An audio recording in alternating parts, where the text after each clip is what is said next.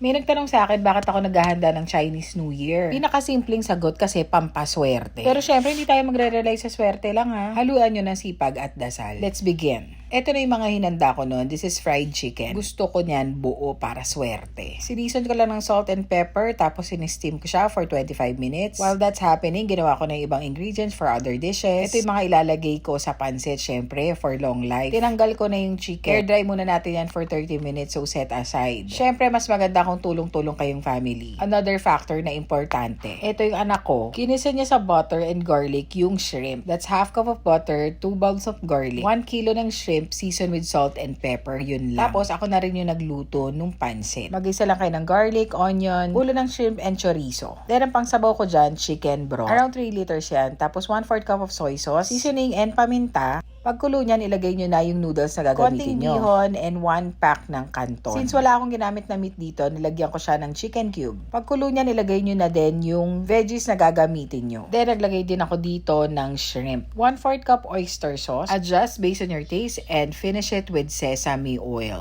Haluin nyo na, pwede nang iserve yan. After that, pinirito ko na yung na-air dry na chicken. On a high heat, kasi luto na naman yan. Papakrispin lang natin yung balat. Syempre, hindi mawawala yung tikoy for togetherness, malagkit, ganon. Kinover ko lang siya ng egg and pinirito ko. Then, nilagyan ko ng sugar, yung iba may cinnamon. Yung iba wala, para may options lang. And, ang pinaka-importante, kainin nyo ng sabay-sabay with your family. Cheers!